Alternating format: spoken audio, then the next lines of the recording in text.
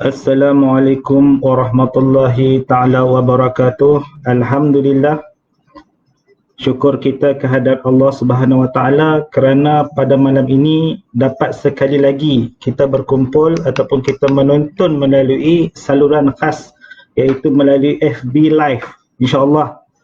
Dan pada malam ini kita akan membincangkan tentang tajuk yang cukup panas, yang cukup hot, yang diberitakan ataupun persoalan yang belum terungkai walaupun di mahkamah syariah, belum terungkai walaupun dikatakan adanya sihir dan pelbagai ilmu hitam, namun tidak dapat dibuktikan. Alhamdulillah, juga pada malam ini kita menjemput seorang yang boleh dikatakan pakar dalam perubatan Islam. Dan kalau boleh sahabat-sahabat di luar sana boleh share video ini kepada sahabat-sahabat yang lain, share insya-Allah untuk manfaat kita bersama. Dan sebelum saya meneruskan ataupun memulakan sesi ilmu kita pada hari ini, pada malam ini, insya-Allah saya cuba untuk membacakan sedikit biodata berkaitan dengan Ustaz Ikmal Zaidi. Ustaz Dr. Ikmal Zaidi bin Hashim. Beliau seorang yang berpendidikan dalam sarjana muda kepujian Al-Qiraat dan Al-Ulum Al-Quran, Universiti Al-Azhar, dan mempunyai juga sarjana muda kepujian Al-Qiraat, Mahad Al-Qiraat Al-Azhar Shubra. Master juga dalam sarjana Usuluddin daripada Universiti Malaya, dan beliau mempunyai PhD dalam Doktor Falsafah Islamiyat dalam Usuluddin di KUIS, Kolej Islam Universiti Islam Selangor. Dan lain-lain pengiktirafan, beliau merupakan seorang diploma tahfiz Al-Quran dan Qiraat, dan memegang sanad Al-Quran riwayat Al-Hafz Al-Asim Al-Talaqi Al-Hafazan, sanad Al-Quran riwayat Al-Warshi An-Nafi Talaqi. Dan dari segi sudut kerjaya, beliau pada hari ini merupakan seorang imam besar Masjid Putra Putrajaya dan juga seorang ketua lajnah akademik Darusshifa Malaysia. Sebelum ini beliau adalah pensyarah Jabatan Tahfiz Al-Quran dan Qiraat Akademi Islam KUIS, pengamal pengobatan Islam Darusshifa, mursyid Imam Muda 2, muallim Imam Muda 3, imam tarawih jemputan di Masjid Putrajaya sejak 2004, ahli panel penilai MQA, hakim tilawah negeri dan kebangsaan. Dan dari segi penulisan, beliau telah menulis daripada hasil kajian beliau melebihi 20 penulisan berkaitan dengan pengubatan Islam. Dan saya harap kawan-kawan pelajar-pelajar yang di luar boleh share video ini kepada semua. InsyaAllah kita berkongsi berkaitan dengan sihir rumah tangga. Mungkin perkara ini tidak dibincangkan secara umum, secara jelas. InsyaAllah kita cuba bawa tokoh berkaitan dengan pengubatan Islam. InsyaAllah kita cuba rungkaikan. Dan sekiranya ada soalan, penonton-penonton ada soalan, insyaAllah boleh bertanya dengan cara untuk menulis komen di komen-komen, dan jika ada kesempatan insyaAllah kita akan cuba menjawab segala isu, insyaAllah. Saya cuba di talian. Assalamualaikum Ustaz. Waalaikumsalam warahmatullahi wabarakatuh. Sihat Ustaz? Alhamdulillah. Baik, sihat, insyaAllah. sihat. Ya, okey. Alhamdulillah Ustaz. Kita teruskan Ustaz. Masa amat mencemburui. Ya, Jadi setiap minit, setiap saat adalah ilmu. Okey, jadi Ustaz. Okey, hari ini kita berada dalam pasca COVID dan sebagainya. Kita ada dalam pasca yang begitu hebat dan boleh dikatakan dengan terkehadapan dan mustahil akan ada ilmu hitam. Mungkin pada zaman dulu orang mempercayai ilmu hitam, dan di mahkamah syariah ini ada ilmu hitam, dan sehingga ke hari ini kita tidak ada satu akta yang mewujudkan ataupun yang menentukan kata wujudnya ilmu hitam, walaupun di dalam Al-Quran menyebut tentang sihir ini. Jadi saya nak penjelasan Ustaz. Kalau boleh Ustaz berikan satu definisi sihir, adakah masih wujud amalan sihir pada masa ini? InsyaAllah, silakan Ustaz. Bismillahirrahmanirrahim. Alhamdulillah, salatu wassalamu ala Rasulillah wa ala alihi wa sahbihi wa man tabi'ahu wa ala amma ba'd. Terima kasih Tuan Syazril, Ustaz Syazril kerana sudi menjemput saya untuk kita sama-sama berkongsi pada malam ini berkenaan satu topik yang tidak macam kata Ustaz Syazril tadi, tidak ramai orang yang mahu membincangkan secara terbuka. Kerana pertamanya perkara ini mungkin ada unsur mendatangkan aib pada mangsa maupun pada keluarga. Dan untuk menjawab soalan tadi, perlu kita faham bahawa sihir ni merupakan suatu yang telah wujud zaman berzaman. Maknanya antara cara syaitan menyesatkan manusia ialah melalui jalan sihir. Sama ada menjayakan sihir ataupun syaitan menjadi pengajar yang mengajar manusia tentang sihir. Itu kita dapat lihat dalam ayat 102 surah Al-Baqarah. Bila kita bicarakan tentang sihir, definisi sihir itu ialah sesuatu dari segi bahasa, sesuatu yang berlaku disebabkan faktor yang tersembunyi. Maknanya benda yang tak berlaku ataupun tak dijangka berlaku secara tiba-tiba. Jadi unsur tiba-tiba ni sangat orang kata apa, sangat signifikan dalam pengamalan sihir ini. Contohnya tentang rumah tangga, sayang, cinta, loving couple orang kata kan, tiba-tiba jadi benci tanpa sebab. Bila berjumpa gaduh, panas suami isteri. Tapi bila duduk jauh rindu. Kena pula PKP pula ni kan, jenuh duk minta izin daripada polis nak balik tengok bini. Tapi bila jumpa bergaduh pula macam orang macam kata apa, Tom and Jerry kan. Jadi itu contohlah. Jadi kita katakan sihir itu, kalau kita nak definisi, dia banyak definisi daripada kalangan ulama. Cuma kalau kita nak simpulkan, maksud sihir ni ialah suatu usaha jahat. Sihir ni suatu usaha jahat yang dilakukan oleh manusia secara tersembunyi melalui persepakatan dengan makhluk halus. Dia benda jahat yang dibuat oleh manusia secara tersembunyi dan dijayakan dengan persepakatan dengan makhluk halus. Dia kalau tak ada makhluk halus, dia tak jadi sihir ni. Dia mesti ada pakatan, ada association dengan makhluk halus, mesti ada. Bertujuan untuk mendatangkan kemudaratan. Dan mudarat yang dimaksudkan itu ialah mudarat daripada kacamata syarak. Dan kita tahu bahawa sihir itu adalah suatu yang menjadi dosa besar. Menjadi satu dosa besar jika dilakukan. Dan dalam orang kata apa, dalam zaman mutaakhir ini, dan seperti mana yang moderator beritahu tadi, zaman kecanggihan teknologi kan, kita tengok orang lain macam-macam. Canggih sangat cara berubat lah, apa semua teknologi, macam-macam teknologi. Adakah masih ada sihir sampai hari ini? Jawapan dia bukan sahaja masih ada, tetapi masih banyak. Masih banyak. Mungkin tidak tertumpu kepada sihir rumah tangga sahaja, tetapi meliputi banyak jenis, ataupun sihir-sihir itu ada banyak kategori, dan antaranya sihir rumah tangga. Jadi jawapan dia masih ada lagi. Mengapa masih ada? Kerana dia punya bos dia ada lagi. Kan, dia punya sponsor dia ada lagi, iaitu syaitan. Jadi selagi syaitan tu hidup, masih wujud di dunia ini, selagi itulah sihir akan kekal sampailah hari kiamat. Wallahu a'lam. Okey Ustaz. Jadi maknanya sihir ini dia tak akan habis dan tak akan putus. Selagi mana iblis tu ada, manusia ini bersifat hasad dan dengki, maka betul. Sihir itu tetap ada. Jadi Ustaz, okey.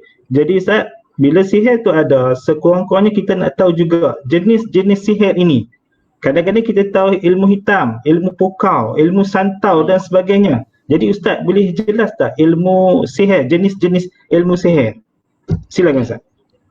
Baik. Ini berdasarkan pengkajian dan pengalaman lah sebut sedikit Ustaz Bila kita tengok sihir-sihir yang berlaku, terdapat beberapa jenis sihir atau kategori sihir yang boleh dibezakan berdasarkan objektif dia. berdasarkan objektif dia, apa tujuan sihir tu, apa dia punya matlamat dia. Jadi berdasarkan matlamat itu kita boleh klasifikasikan atau kita boleh kategorikan. Pertamanya, dia bertujuan untuk memisahkan sesuatu hubungan ataupun sesuatu yang tidak sepatutnya terpisah. Contohnya hubungan suami isteri, kan? Hubungan suami isteri, hubungan ayah, ibu dan anak dan ayah, anak dan ibu, ya, termasuklah untuk mendatangkan rasa benci. Dia pisah ni dengan cara mendatangkan rasa benci. Bila benci, pisahlah. Itu yang banyak berlaku. Dia takkan pisah sebab dia sayang, kan? Dia sebab dia benci. Jadi ini yang dinamakan dengan sihir tafriq dipanggil. Sihir tafriq, sihir pemisah. Jadi ini juga banyak berlaku dalam kes-kes rumah tangga. Kes rumah tangga, memisahkan antara seseorang dengan pasangannya dalam surah Al-Baqarah tadi, kan, yufarriquna bihi bainal mar'i wa zawjih. Jadi maknanya nak kata antara tujuan utama sihir ini sejak zaman dulu lagi adalah untuk memisahkan suami isteri. Sebab itu sampai hari ini masih tu ada lagi.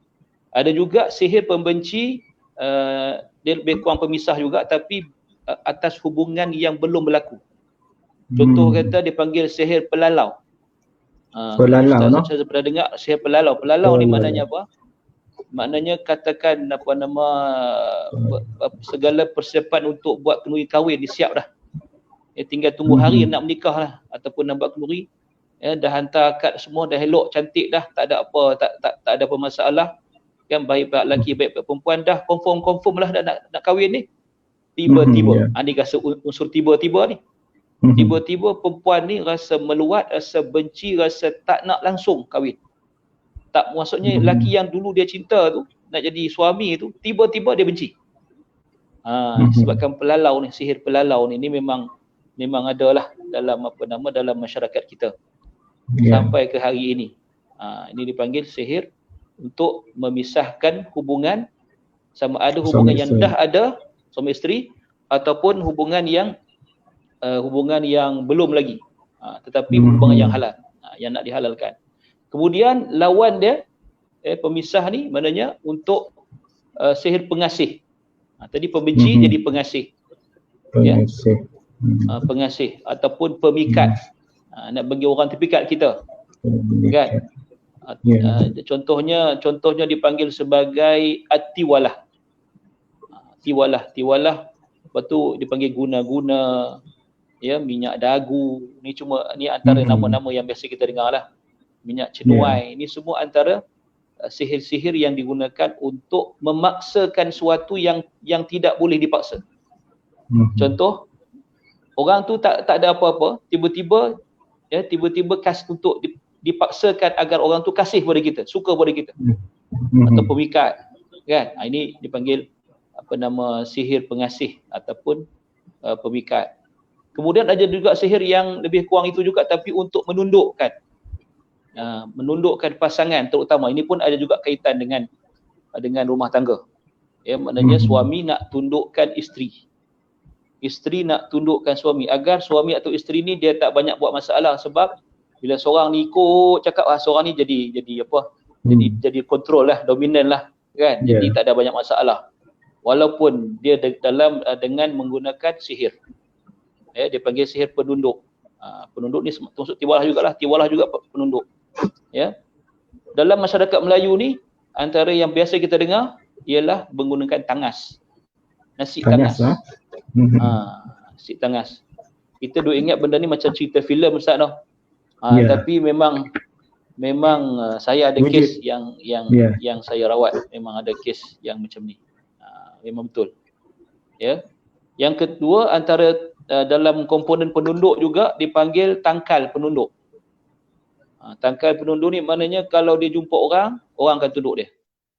Orang nak panggung kepala, tengok dia pun tak mau. Jenis kau tengok muka takut. Ni dipanggil tangkal penunduk. Tangkal penunduk. Ini untuk menundukkan orang lain. Ya. Kemudian antara lain jenis-jenis sihir juga ialah sihir pemanis muka atau penyeri. Muka tak cantik, nak bagi cantik. Nak bagi orang nampak cantik. Atau muka cantik dah, nak bagi orang nampak lagi cantik. Ni dia panggil sihir penyeri. Ya, dia ada yang dalam dengan melalui susuk, ya, melalui jampi-jampi, ya, pemanis muka, seri muka dan bagai-bagai lagi lah. Ya. Kemudian sihir juga antara kategorinya ialah bertujuan untuk melariskan perniagaan. Ni pun banyak Ustaz lah. Ni pun antara yang banyak lah. Ya, pelaris perniagaan, nak bagi orang bagi orang datang kedai kita. Dengan menggunakan sihir pun ada juga. Okey. Lepas tu pula lawan kepada pelaris ni ialah untuk menghalang orang pergi kedai orang lain. Lawan dia. Kan? Yang tadi biar orang datang kedai dia, yang ni bagi orang tak pergi kedai orang. Tutup. Dia jadi orang khianat. Dia jadi orang tak nampak kedai tu. Kes ni antara yang banyak jugalah yang saya pernah rawat. Kes-kes macam ni. Antara yang lain juga tujuan sihir itu ialah untuk mengikat, ya, atau pengunci. Dia ikat dan kunci. Contohnya, ya, mengikat nafsu. Dia mengikat nafsu suami dia. Biar suami dia tak ada nafsu pada perempuan lain. So diikat suami tu. Ataupun orang lain buat dekat suami dia, bagi suami orang lain lah, orang luar, orang yang ketiga lah. Orang ketiga buat dekat lelaki ni biar dia tak ada nafsu pada isteri dia. Pun ada juga bagi kunci. Dia panggil orang yang mahbus, orang yang terhalang atau yang terkunci, ya, ataupun marbut, ya. Itu disebut dalam hadis. Baik, antara sihir lain jenis ni ialah untuk menguatkan yang lemah. Contohnya macam ilmu kebal, kan, ilmu jurus-jurus kebatinan dan sebagainya, nak bagi kuat, nak bagi boleh apa kata macam-macam untuk kata gagah perkasa lah, yang jadi kuat dengan kekuatan yang tidak masuk akal. Itu dipanggil sihir penguat. Dan ada juga sihir yang memang untuk membunuh, untuk habiskan nyawa orang. Ya, maksudnya memang dia tujuan nak bunuh orang ni. Antaranya ialah sihir dalam bentuk penyakit, dan biasanya banyak yang berlaku seperti mana yang Ustaz dan kita semua dengar tentang penyakit santau.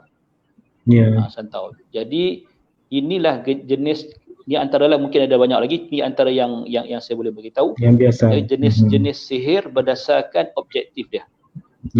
Wallahualam.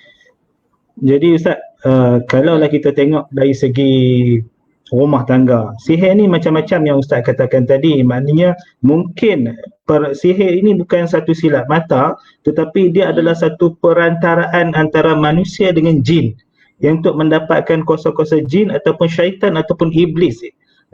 Ya Ustaz, jadi macam mana kalau ikut dari segi satu sudut rumah tangga, sebab kebanyakan rumah tangga ini apabila bergaduh, apabila masing-masing tak pandang muka, ini kata sihir. Apa sahaja masuk di mahkamah syariah pada hari ini, ini adalah sihir. Sehingga kadang-kadang apabila kita bawa kes di mahkamah syariah, juga terdapatnya ada orang tabur garam keliling mahkamah, ada orang bawa satu azimat, sehingga kan kadang-kadang menjadi kacau ganggu kepada kita untuk kita nak bawa kes. Daripada kita seorang yang berani pada hari itu, kita akan jadi gugup, gemetar dan getar sebagainya. Jadi Ustaz boleh terangkan sedikit dari segi bentuk sihir ataupun bentuk yang dikatakan ilmu hitam ni dalam rumah tangga, bentuk sihir rumah tangga. Baik, kita boleh macam saya sebut tadi, kan, antara pengamalan sihir, ya, dia macam ni. Kalau kita tengok dari sudut rumah tangga, okey, apa yang patut berlaku dalam satu rumah tangga, dan apa yang tak patut berlaku. Okey, sekarang sihir dia akan kontrakan benda tu. Maknanya kalau patut bahagia, dia bagi tak bahagia. Patut ada anak, secara adatnya ada anak, dia halang daripada boleh anak. Patut suami isteri ni bermuafakat, saling tolong menolong, saling faham memahami, dia akan bagi berlawan. Ya. Jadi itu yang benda patut berlaku, dia jadikan perkara tu tak berlaku ataupun dia halang benda tu daripada berlaku. Dan kita kena tengok bukan semua bukan semua benda-benda tu berlaku kerana sihir. Kan? Kadang-kadang macam kebahagiaan itu ada banyak faktor. Kan? Tapi bila kita katakan kes-kes yang melibatkan sihir, ya, bila kita tengok antara perkara yang dominan, maksudnya yang kata-kata kita boleh syak, kita bukan kata yakin dulu, kita syak, kita rasa ada kemungkinan kena sihir. Tu unsur orang kata unsur ketiba-tibaan tu. Kita kata unsur tiba-tiba, kan? Maknanya sebelum, katalah contoh ni, tak pernah bergaduh sebelum ni, elok. Suami isteri elok, kerja elok, apa semua elok, tiba-tiba jadi benci, tiba-tiba jadi kenang kok orang lain, teringat dekat bekas apa semua ex dia, apa semua macam-macam lah. Tapi itu kadang-kadang itu bukan sihir juga, Ustaz. Kadang-kadang itu penyakit cari sendiri pun dah. Kan? Bukan sebab sihir pun. Jadi sebab tu kita tak boleh cepat orang kata apa buat kesimpulan. Kan? Contoh, tapi kalau nampak pelik sangat, contoh isteri ni memang jenis lembut, jenis tak tahu nak melawan cakap, tiba-tiba jadi lain. Jadi lain, jadi melawan, jadi panah baran. Nanti kita terangkan apa simptom-simptom dia, insya-Allah. Cumanya apa yang saya boleh katakan secara umum, ya, apa sahaja yang patutnya ada pada suatu perkahwinan tiba-tiba menjadi sebaliknya. Tanpa sebab atau sebab yang macam tak tahu sebab apa terjadi tiba-tiba suami aku ni jadi tiba-tiba jadi pemarah, jadi pukul anak, jadi dia sampai peringkat panah baran ni, sampai sanggup ambil kain baju raya baru tempah, Ustaz. Ini cerita, ni kisah benar. Ya, baju raya baru tempah, baru beli, dia pergi bakar, Ustaz. Pergi bakar baju raya tu, habis banyak mana dah. Pelik kan, maksudnya tak pernah berlaku.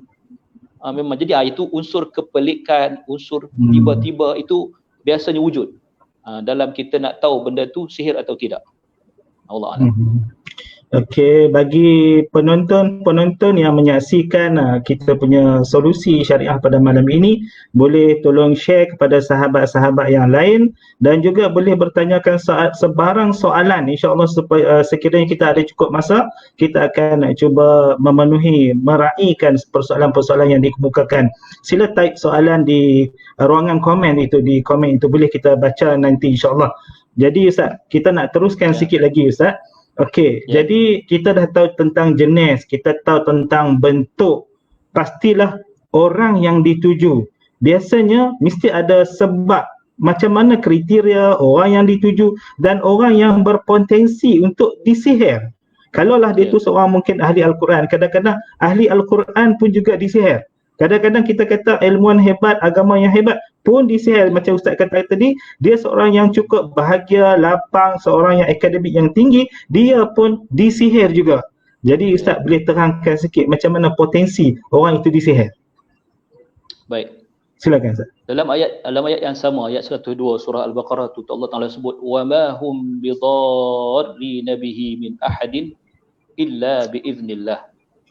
Tukang-tukang sihir ni atau makhluk-makhluk halus ni yang menjayakan sihir ni, dia tak boleh buat mari mudarat ni, dia tak boleh berjaya buat kerja ni melainkan dengan izin Allah. Dan Allah boleh izinkan berlaku sihir ni pada sesiapa sahaja yang Allah kehendaki, termasuk Rasulullah sallallahu alaihi wasallam. Kalau kita fikir, kalau Nabi kekasih Allah, Nabi yang maksum itu pun Allah izinkan terkena sedikit daripada kesan sihir yang dibuat oleh seorang Yahudi dan akhirnya sembuh dengan izin Allah, maka kita kata siapa sangatlah kita ni. Kan? Siapa sangatlah kita ni, takat tok lebay ni kan. Kalau Allah Ta'ala nak bagi kena, tak kira hafiz Quran ke, ulama besar ke, tok guru ke, Allah kata nak kena. Cumanya ada orang yang maksudnya dari segi potensi terkena sihir tu berbeza-beza. Kan? Berbeza-beza. Jadi itu kita tak boleh nafikan lah. Biasanya kalau yang jenis dia nak bagi dekat hardcore, tok guru ataupun orang yang tu, dia akan bagi lain pula lah. Maksudnya dia lagi susah lah. Tapi kalau tak kena lah. Kan? Baik. Antara ciri ataupun potensi orang yang disihir ni ialah pertama sekali orang yang biasanya orang yang ada tanda-tanda lah. Contohnya orang yang mempunyai sakit fizikal yang berterusan.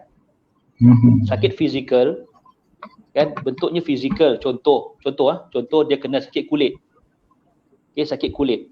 Suami atau isteri contohnya kena sakit kulit. Ini saya pernah rawat kes macam ni. Penyakit kulit yang sebelum ni tak pernah kena. Ya, sakit kulit, jumpa doktor kata okey, tak ada masalah, cek darah apa semua okey, tapi sakit kulit tu teruk sangat-sangat. Sampai garu sampai berdarah-darah ni, masya-Allah. Kan? Lepas tu rambut luruh, sakit-sakit sendi ni, sakit perut. Ni sebenarnya sakit fizikal. Tapi sakit fizikal yang tak boleh nak didiagnose oleh perubatan moden. Biasanya begitu. Doktor cakap bagi ubat tahan je lah, tapi duk sakit begitu juga. Mungkin itu orang tu dah terkena sihir. Ya. Yang kedua, di antara orang yang boleh kena sihir ni ialah orang yang rohani dia lemah. Ya, orang yang rohani dia lemah. Sebab sihir ni dia berbentuk benda yang berbentuk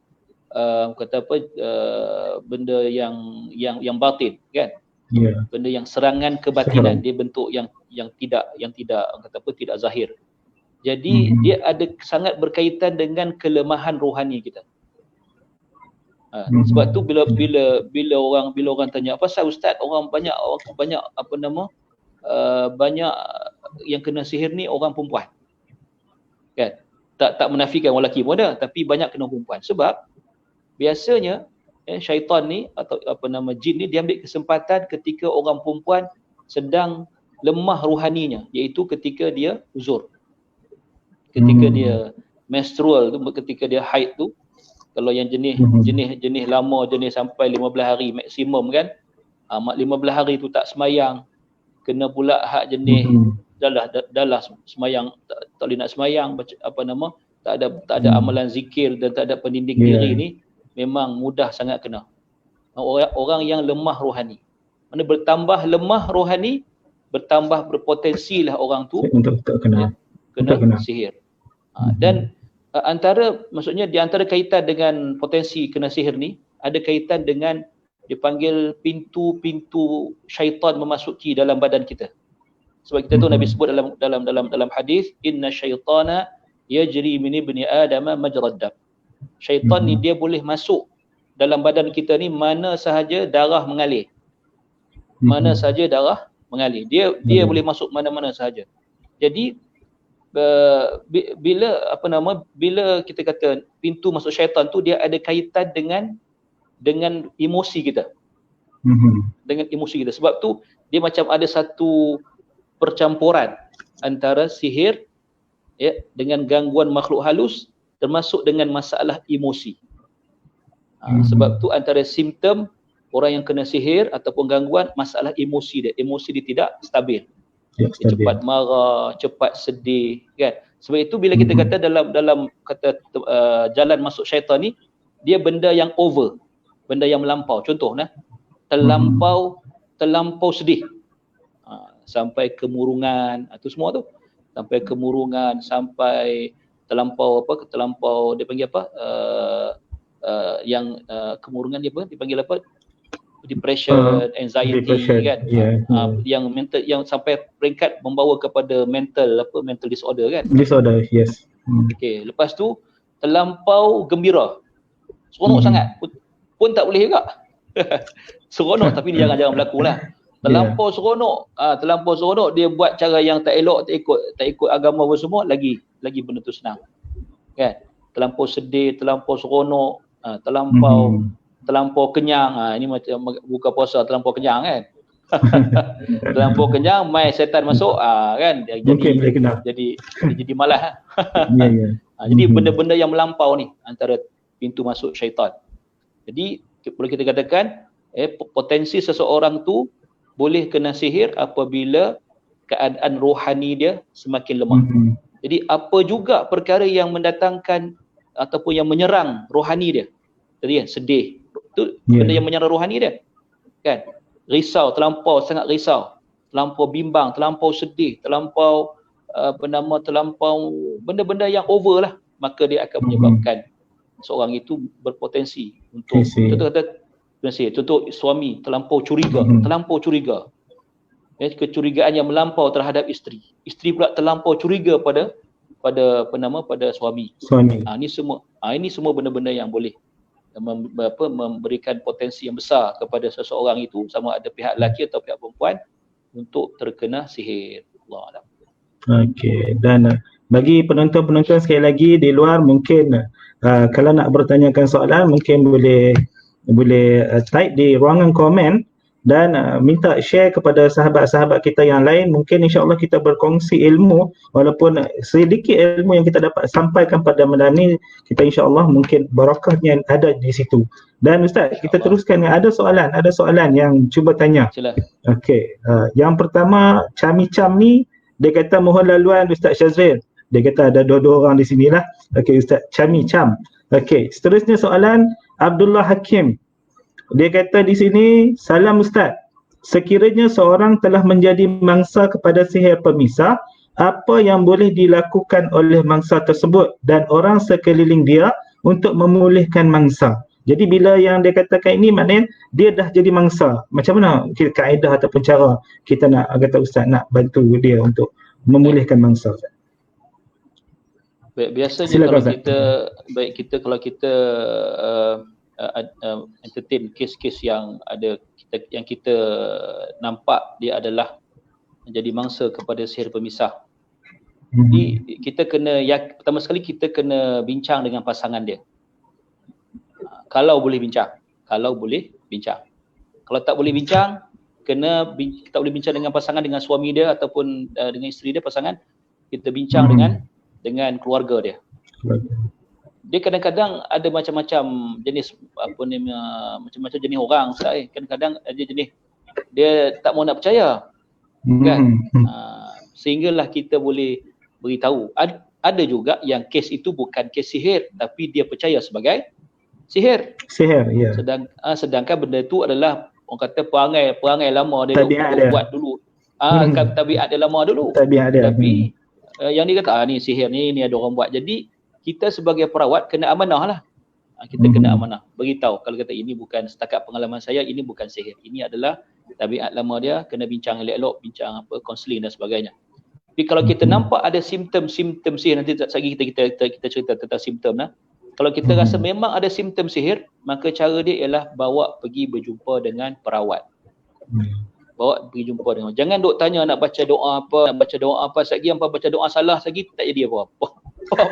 Jadi benda lain. Bawa pergi jumpa Ustaz Syazril. Contoh. Jangan. Kan? Bawa pergi tempat-tempat ustaz-ustaz yang kita rasa boleh tolong. Ya, orang kata pandangan pakar lah, kan, pandangan pakar. Sebab dia kadang-kadang benda ni dia tak, kalau orang yang tak berkecimpung dalam bidang ni, dia tak boleh nak dia tak nampak. Betul, dia tak nampak kes yang di sebalik tu. Sebab benda sihir ni benda yang dia sebenarnya, kalau kita biasa merawat, Ustaz Syazril, kan, dia ada pattern. Dia ada pattern. Maknanya biasanya kalau kita merawat kes-kes sihir, tak kira kes rumah tangga ke kes yang bukan rumah tangga ke, dia ada satu pattern yang kita boleh rasa buat, maksudnya kita boleh agak untuk pertama kali lah kita kata mungkin sihir. So bila kita kata ada kemungkinan sihir, so kita pergilah step yang berikutnya. Kan? Kita akan tanya soalan dia, kita ruqyah dia, kita minta dia punya cerita sejarah dia, dan biasanya cerita ni dalam kes rumah tangga ni, saya sangat beritahu pada kawan-kawan perawat-perawat, jangan dengar sebelah pihak. Jangan dengar sebelah pihak. Sama macam peguam juga lah. Kalau peguam ke pegawai Kena dua-dua kan. Dia kalau tanya orang lelaki, memanglah orang perempuan yang salah. Tanya orang perempuan, orang lelaki yang salah. Sama lah kan. Jadi kita kena dengar dua-dua pihak. Kalau tak dengar dua pihak, tak boleh nak dengar pada pihak pihak keluarga, apa yang berlaku sebenarnya. Kadang-kadang dua-dua pun tak betul, tanya keluarga, family. Jadi benda tu agak, orang kata apa, dia agak panjang cerita sikit bab sihir rumah tangga ni. Cuma kalau dia dah terlampau teruk, maksudnya dia ada dia punya tahap-tahap keseriusannya. Kalau jenis hak terlampau teruk ni Ustaz, kan, dia nampak muka saya pun dia dah tumbang dah. Mana kita tahu lah dia tu kena dia ada masalah. Kan? Kita membaca Fatihah pun dia dah melompat dah, contohnya. Jadi masa tu dia akan cerita.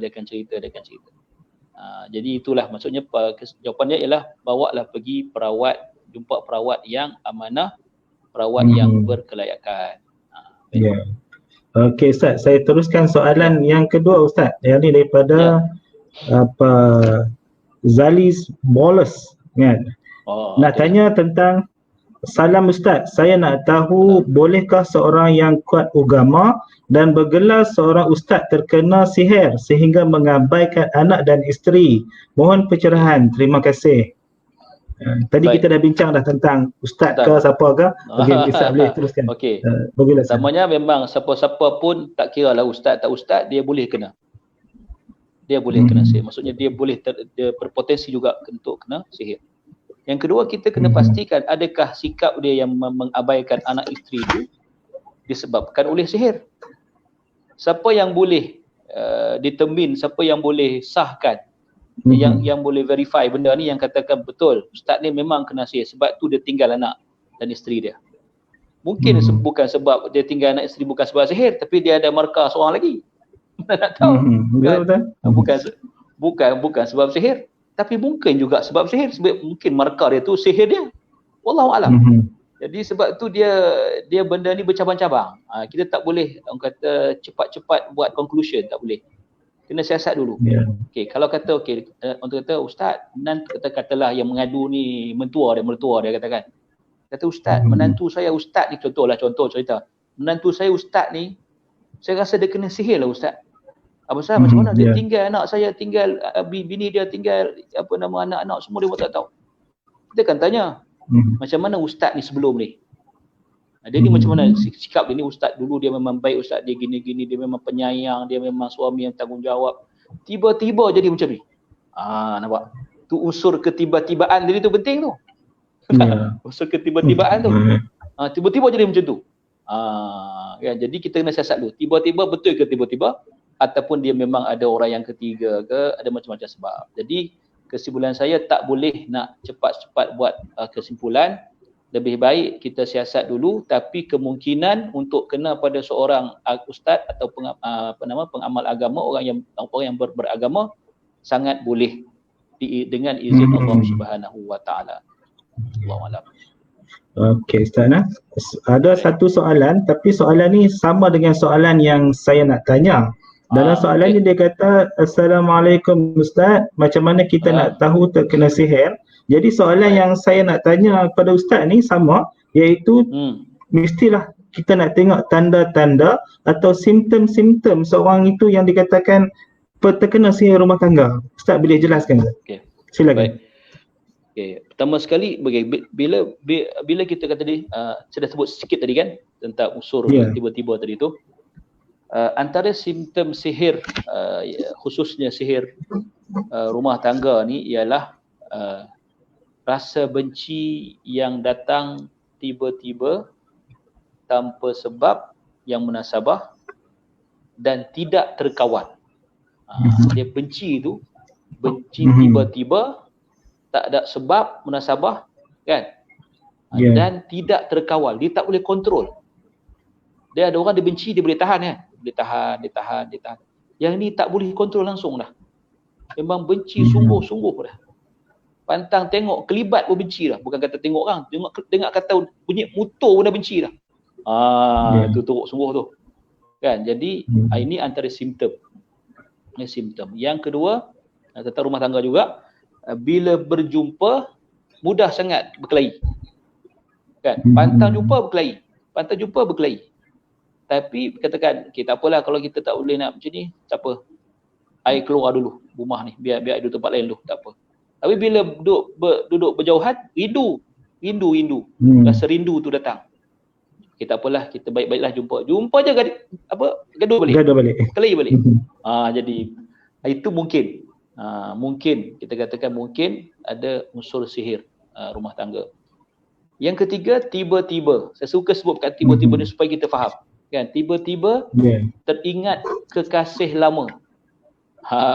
Tiba-tiba teringat kekasih lama ke, ataupun orang yang dia tu dulu dia minat tapi orang tu tak tahu kan. Macam benda lama lah, ex dululah. Tanpa sebarang sebab dan dorongan. Biasa kalau dorongan ni macam-macam sebab lah. Macam contohnya buat reunion lah. Kan? Jumpa dekat Facebook ke, chat. Aduh, teringat pula, jadi syok pula. Itu bukan salah sihir nah. Itu bukan salah sihir, itu sendiri cari pasal. Itu bukan sihir. Tapi kalau tiba-tiba teringat kekasih lama, tak pernah ingat sebelum ni, tiba teringat pula dalam keadaan yang tak terkawal sampai menimbulkan gejolak nafsu. Kan? Sampai peringkat kan bagus kalau aku bercerai, aku tak kahwin dengan dia ni, kahwin dengan hang, tak apa, contoh tu kan. Jadi itu mungkin ada simptom yang simptom sihir. Yang seterusnya, simptom sihir juga tidak tenang dalam rumah. Terutama orang kata rumah kelamin. Dia tidak tenang dalam rumah, rasa panas bukan sebab panas tak ada aircon, bukan. Panas dia rasa bengang, rasa benci, rasa tak selesa, serabut kan. Ya. Tapi bila keluar rumah, okey. Masuk rumah, jadi balik. Jadi itu juga mungkin antara simptom sihir, orang kata ada kena sihir rumah tangga. Ada lagi. Antaranya hubungan suami isteri. Ya, menjadi hamba. Sedangkan biasanya okey, katakan hubungan suami isteri, hubungan kita tahu kan hubungan suami isteri, biasa okey, tak ada masalah kan, mesra, hubungan tu lah, hubungan yang hubungan seks okey. Tiba-tiba jadi hamba yang kata totally lost, memang tak boleh buat apa. Jam memang tak boleh. Jadi mungkin juga ada unsur sihir, dan dia ada gabungan lah unsur sihir rumah tangga dia dengan yang tadi itu, mengikat nafsu dan sebagainya. Kemudian yang seterusnya, perasaan menjadi kosong terhadap pasangan. Ini saya pernah entertain satu kes, Ustaz. Pernah satu kes jumpa dengan saya, masa tu almarhum Ustaz Rudin masih ada lagi. Jadi dia suami ni, kalau saya sebut nama satu Malaysia kenal kot, tak payah sebut lah no. Jangan. Tak payah. Jadi dia cakap dengan saya lah, dia cerita kat saya, dia kata, Ustaz, saya kata Ana sejak 2 menjak ni, dia kata bila pandang isteri Ana kosong, dia panggil perasaan kosong. Anda tanya macam mana rasa kosong tu, dia kata sayang pun tidak, benci pun tidak, suka pun tidak, apa pun tidak, kosong, dia kata. Macam pandang orang perempuan lain, macam pandang orang perempuan tak ada kena-mena dengan kita ni, dia kata. Memang kosong. Jadi itulah dia buat rawatan, alhamdulillah dah okey dah lah. Dapat anak ramai dah pun. Alhamdulillah. Okey. Lepas itu terusnya terlalu takut kepada pasangan. Dia jadi takut yang melampau-lampau. Kan? Takut sampai tunduk, tak nak bantah sikit, nak cakap pun tak berani. Berlaku tiba-tiba. Sebelum ni okey ya, tak ada apa pun. Tiba-tiba jadi macam tu, jadi takut. Jadi tak berani nak bukan bangkang lah kan, nak bincang pun tak berani, takut pelik. Tu mungkin ada unsur sihir. Kemudian tindakan luar kawalan yang berlaku secara konsisten. Dia memang tak boleh kontrol. Tadi kata kalau dia panas baran, dia hantam, dia kata dia pukul, tak pukul pun dia apa nama? Yang saya sebut tadi kan, dia pergi bakar baju anak-anak dia apa semua. Lepas tu bila dia dah sedar, isteri dia tanya dia, abang sedar tak tadi abang dah buang baju raya kita semua? Tak sedar. Tak sedar langsung. Tak sedar. Padahal dia dah buat dah benda tu. Pukul, tak sedar, memang tak sedar. Tapi itu antara itulah simptom-simptom yang saya boleh katakan adalah petanda bahawa satu hubungan ataupun rumah tangga tu sedang didatangi masalah sihir. Allah Alam. Okey Ustaz, kita tengok lagi ada soalan-soalan Ustaz yang nak tanya. Okey, di sini ada soalan daripada Hafiz Ismail Mohanis.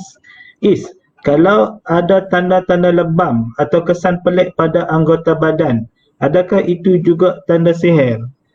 Macam mana tu Ustaz? Boleh terangkan? Okey. Ni biasa soalan ni ada orang duk tanya banyak kerap-kerap juga lah soalan ni. Ya. Baik, lebam-lebam.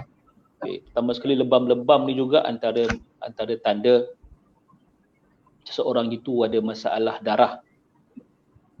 Dia dari segi perubatan modernnya, kalau selalu sangat lebam-lebam ni biasanya ada masalah darah. Jadi saya sarankan pergi berjumpa doktor dulu, tanya doktor. Ni lebam-lebam ni sebab apa? Kalau doktor tak boleh nak explain, tak boleh nak diagnose sebab kalau kerap sangat berlaku kan.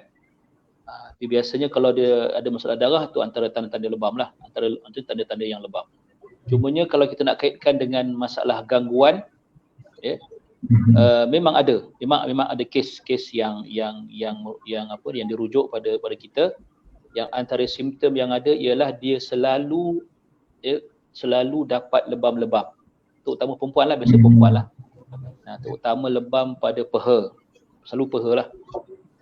Peha, betis, banyak kan. Jadi wallahu alam, ada juga yang katakan itu, dia kata iblis ataupun jin mai hisap darah ke apa ke, wallahu alam. Kita pun tak nampak benda tu. Kalau nampak senang kan. Kita tak nampak. Cumanya memang ada kes-kes gangguan atau kes-kes sihir. Tapi kita kena ingat tidak semestinya gangguan itu sihir. Gangguan tak semesti sihir. Tetapi semua sihir adalah gangguan. Itu dia. Jadi kalau kita kadang-kadang dia kena gangguan bukan sebab sihir. Contoh kata dia pergi tepi pantai waktu senja ke, masuk hutan ke apa ke, dia tak baca ayat, tak baca doa apa, benda ni suka kat dia, pergi ganggu dia, pergi gigit. Kata orang Penang, pergi tokak dia punya paha kan. Jadi ada bekas kat situ. Meninggalkan bekas. Mungkin juga berlaku macam tu. Jadi tak semestinya, jawapan saya tidak semestinya dia adalah tanda sihir. Kalau katakan mungkin dia adalah tanda gangguan. Kita kena tanya soalan lain lah. Maksudnya selain daripada lebam, ada tak simptom-simptom lain? Kalau ada simptom lain yang sama dengan sihir, maka mungkin kena sihir. Kalau gangguan, mungkin gangguan sahaja, tak semesti sihir. Sihir. Okey Ustaz, kita teruskan, kita raikan soalan-soalan yang Ustaz. Okey, ada lagi soalan ni, panjang soalan ni, tapi saya cuba baca laju. Okey, daripada Arham Irhami Hasri. Assalamualaikum Ustaz. Ada ramai yang terpesona dengan perkara yang mencarit adat seperti Ustaz tu tahu apa hajat aku sebelum aku cerita pada dia, atau Ustaz tu boleh angkat cawan dari jauh. Selalunya orang awam akan pergi berubat dengan ustaz-ustaz seperti ini. Soalan saya, sekiranya kita kenal pasti adanya unsur tiba-tiba tersebut pada ahli keluarga kita, apakah kriteria pengamal perubatan yang sesat supaya kita dapat mengelak dan berhati-hati daripada berjumpa dengan perawat? Ya, perawat itu ya. Ustaz. Faham ke Ustaz soalan ni no? Faham. Ya, okey. Ustaz jelaskan. Di antara ciri-ciri pengamal sihir ni, pertama sekali dia antaranya dia suka menonjolkan unsur-unsur mistik, unsur keluar biasaan tadi yang mencari adat tadi tu. Dia suka nak show off pada orang yang dia boleh buat benda tu. Apa tujuan dia? Supaya orang confident dengan dia. Supaya orang yakin yang dia hebat, dia ada ilmu yang tinggi, yang dia boleh buat macam-macam. Jadi itu antara teknik orang pengamal sihir untuk perubatan. Tak kira sama ada dia buat perubatan atau tidak, tapi maknanya dia mengamalkan sihir untuk bagi confident orang pada dia. Ya. Sebenarnya yang beritahu dia cerita kita tu bukan kita, yang beritahu tu ialah jin. Dia ada perantara, jin dia tahu cerita kita, beritahu dekat dia. Itu perkara biasa je. Kan? Maksudnya benda kita memanglah kita nak pergi jumpa dia, kita mestilah cerita kat keluarga kita nak pergi jumpa sekian orang ni semua. Dia dah tahu, dia beritahu dekat pomoh ni, peramal ni. So dia pun tahu kita nak apa, betul ada benda-benda mistik. Itu perkara yang kalau dia buat, bermaksud dia tidak boleh dirujuk dalam kes-kes rawatan-rawatan yang begini. Berkemungkinan besar. Jadi maksud Ustaz tu kalau dia ada maknanya perantara antara jin itu, maknanya dia tidak boleh menggunakan pakai kan, macam mana Ustaz? Diterang sikit. Maknanya orang yang ada, maksudnya dia buat perangai macam tu, yang jenis buat pelik-pelik, yang jenis buat tarik cawan, tadi dia tahu cerita orang tanpa orang tu beritahu kat dia. Maknanya orang ni kita tak boleh pakai dia sebagai perawat. Kalau nak kata perawat sesat tu takut keras, tanpa keras sangatlah, tapi kita kata orang yang tak layak untuk kita hindarkan orang macam ni. Sebab ia merupakan tanda yang dia bersahabat, mempunyai sahabat dalam kalangan jin yang membantu dia untuk merawat. Dan boleh pastikan benda lain lah. Contoh dia akan kata dia tahu perkara ghaib, lepas tu dia kata saya ada sahabat jin, tu memanglah. Lepas tu dia pakai tangkal, pakai azimat, itu semua kena hindarkan.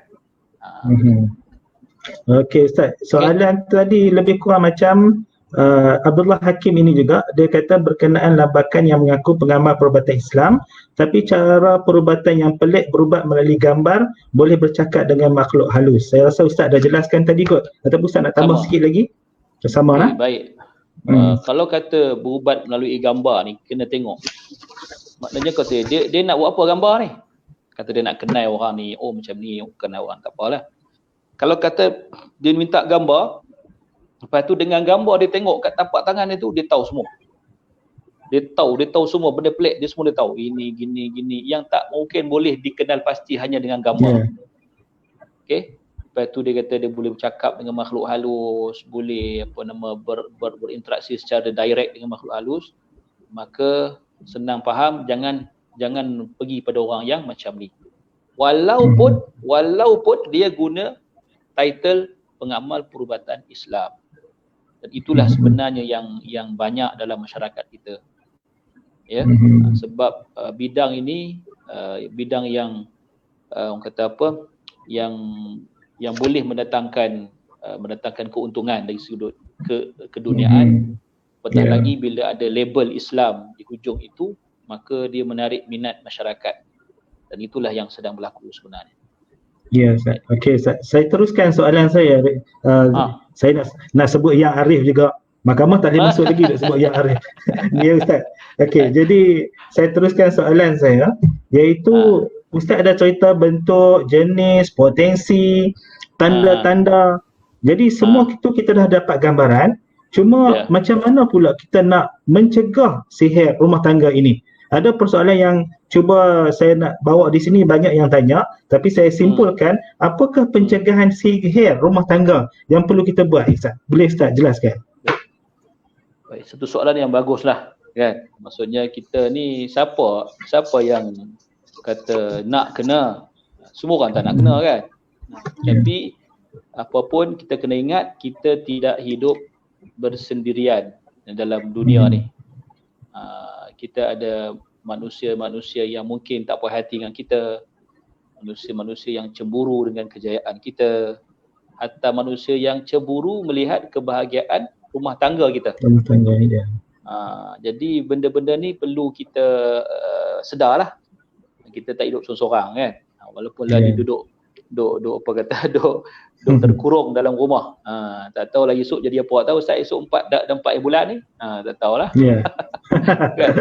Kawan-kawan duk kata dekat kedai dah mai dah penuh orang dah. Tak tahulah. Baik, cerita pencegahan sihir ni sebenarnya pertama kita kata tadi kena sedar kita hidup dalam satu masyarakat. Yang kedua, pada masa yang sama jangan terlalu jangan terlalu orang kata apa, terlalu takut.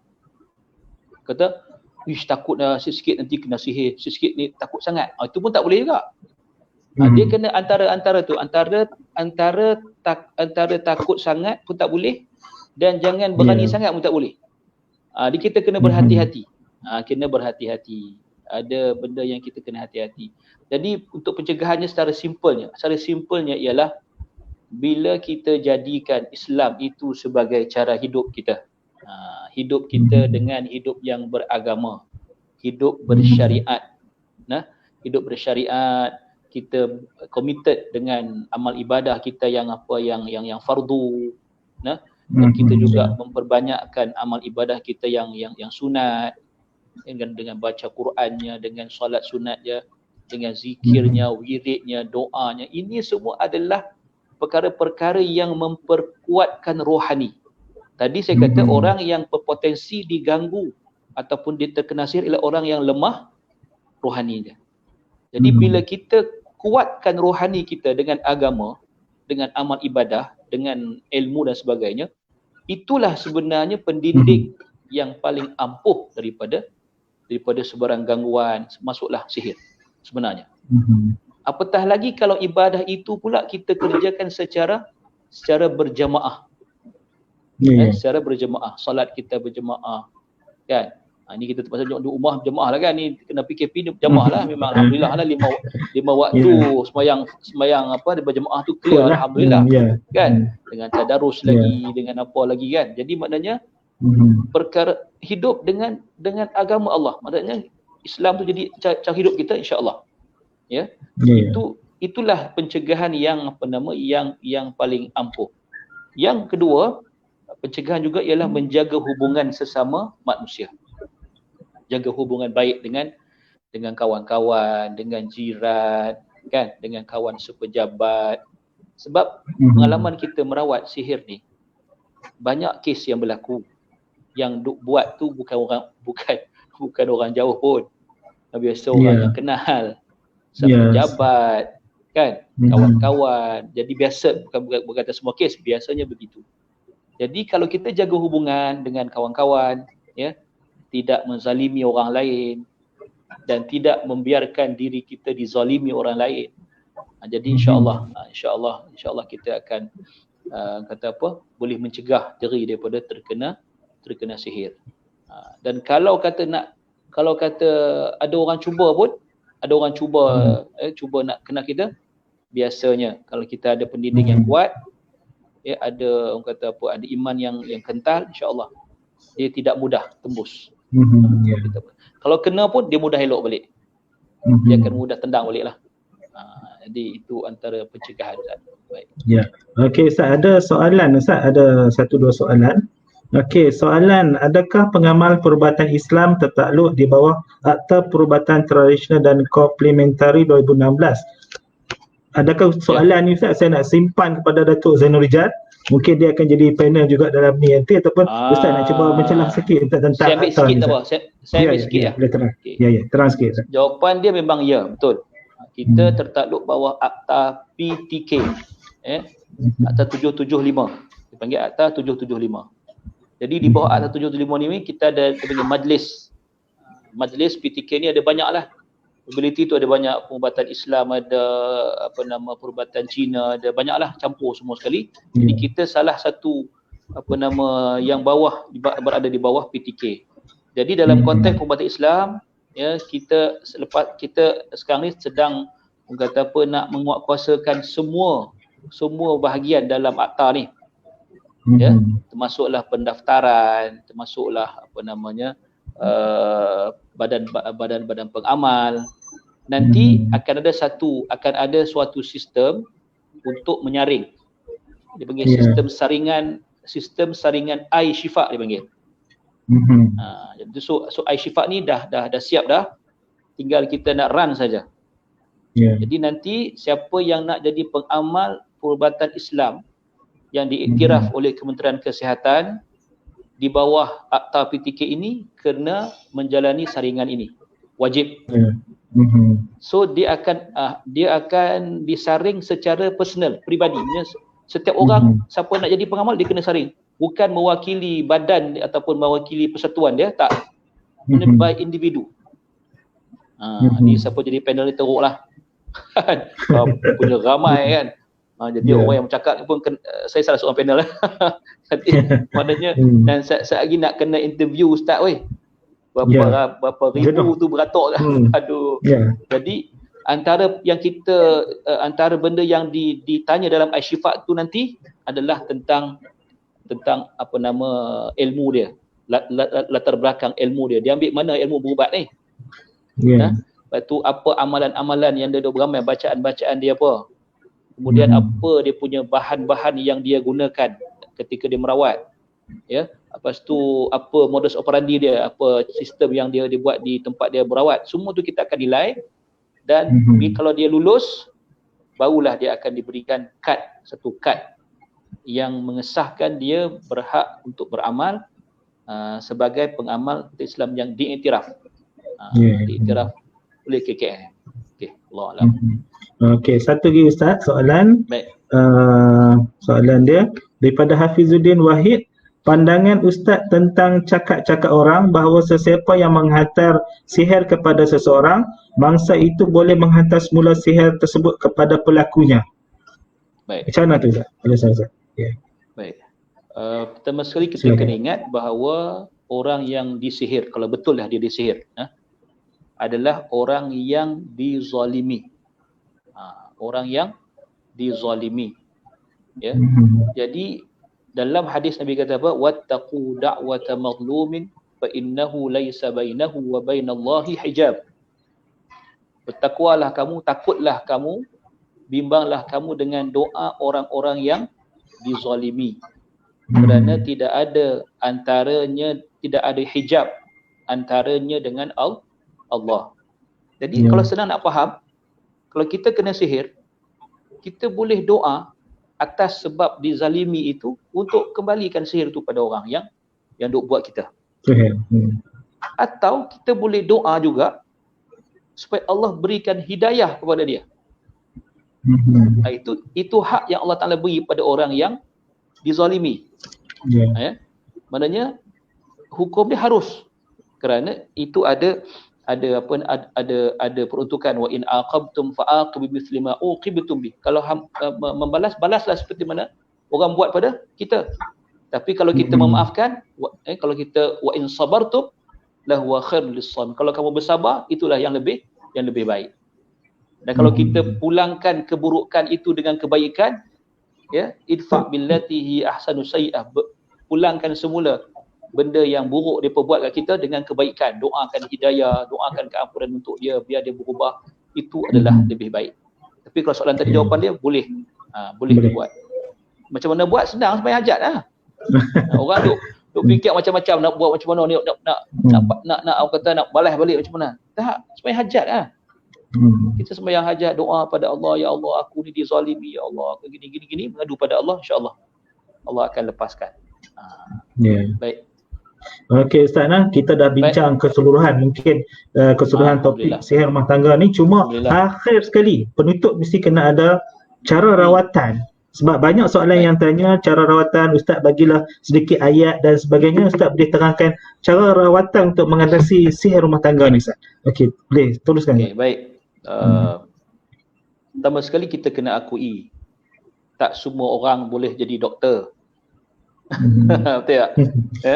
Tak semua orang boleh jadi doktor. Kita pun tak boleh tanya doktor, apa saya kena buat kalau kena penyakit sekian. Tak boleh. Paling tidak doktor, kalau farmasi dia berkata makan Panadol ke apa bala, itu je lah. Tapi rawatan yang boleh merawat dengan rawatan yang sebenar ialah perawat. Maksudnya perawat ni orang yang belajar khusus dalam ilmu ini. Ilmu untuk merawat masalah-masalah, termasuklah masalah sihir. Saya lebih suka kalau orang tanya macam mana nak mencegah tadi. Maksudnya kalau kata kita tahu kita mungkin kena sihir, pergi jumpa perawat terus. Lagi cepat, lagi bagus. Lagi cepat, lagi baik. Ya, kalau kita nak merawat diri kita sendiri pun boleh, tak ada permasalah. Ya, cuma kadang-kadang bila kita merawat diri kita dalam keadaan kita sendiri sakit, kan, dalam keadaan kita sakit, dia punya kerja dia renyah sikit. Maksudnya kerja dia punya ikhtiar tu akan lebih susah. Tapi kalau kita jumpa perawat, perawat yang layak lah, jumpa perawat doakan kita. Pada masa yang sama kita juga beramal, itu terbaik. Maknanya yang bantu kita, dia akan bantu kita, ruqyah kita, ya, doakan kita, ya. Pada masa sama kita juga mengukuhkan rohani kita, kuatkan rohani kita, insya-Allah dia lebih mudah, lebih senang. Jadi pandangan saya tak perlu susah-susah, ya. Nak tanya ustaz nak baca ayat apa, nak baca ayat sagi baca salah pula, kan, tak kena pula. Tak kena tajwid pula, doa lah tak faham doa, jadi tak payahlah susah. Pergi jumpa ustaz, pergi jumpa perawat, sagi ustaz tu tolong. Nanti dia akan bagi. Dia akan ruqyah ke kita, dia bagi apa-apa benda yang patut kita buat, dan termasuklah amal ibadah ataupun amalan-amalan wirid-wirid doa-doa yang tertentu ikut apa dengan case by case lah. Kalau kata teruk adalah benda teruk, cara teruk lah kan, kalau dia kena sikit-sikit dia mungkin adalah cara dan kaedah yang kita akan bantu pada perawat daripada pesakit. Wallahu a'lam. Ya Ustaz, last sekali Ustaz untuk apa-apa kata penggulungan daripada Ustaz dalam masa 30 saat saja Ustaz. InsyaAllah boleh. Last, kesimpulan dia sebenarnya sihir rumah tangga ni tidak semudah, ya, tidak semudah ABC lah nak terkena pada kita. Ya, itu kita kena tanamkan dalam keyakinan. Dan dia hanya akan berlaku pada kita dan keluarga kita hanya dengan izin Allah Subhanahu wa taala. Jadi janganlah kita terlalu takut, ya, dengan hal-hal ini sampai menghalang pekerjaan kita, menghalang perniagaan kita. Sebab saya banyak jumpa orang yang berniaga yang give up, tak mau berniaga dah, nak tutup kedai dah, disebabkan kena gangguan atau kena sihir. Jadi patutnya kita teruskan lawan. Dia dua je Ustaz, sihir ni. Dalam kes-kes sihir lah, sama ada kita mengalah atau kita mengalahkan tukang sihir. Maksudnya kita berjaya mengalahkan dia, atau kita yang give up dulu sampai dia berjaya akan kalahkan kita. Jadi kita jangan sampai macam tu. Maknanya kalau dah terkena, pergi jumpa perawat, amalkan amalan yang sepatutnya kita amalkan, insya-Allah kita akan terpelihara, dan kalau kena pun kita akan diizinkan Allah mudah-mudahan untuk sembuh dan pulih sepenuhnya. Wallahu a'lam. Ya, terima kasih Ustaz. Terima terima jemputan saya. Mungkin insya-Allah satu hari nanti kita cuba buat kuliah melalui online pengobatan Islam sahaja insya-Allah ke depan. Sebab boleh insya-Allah. PKP nanti kita akan susun lain. Insya-Allah Ustaz. Okey, terima kasih banyak-banyak Ustaz, dan terima kasih pada penonton kita pada malam ini, dan sila share, dan diharap segala ilmu yang dapat pada malam ini dapat jadi satu manfaat bersama, dan apa yang baik itu datang daripada Allah, apa yang buruk itu daripada kelalaian dan keburukan saya sendiri. Dan saya sudahi dengan Assalamualaikum warahmatullahi wabarakatuh. Waalaikumsalam warahmatullahi wabarakatuh. Masih Ustaz.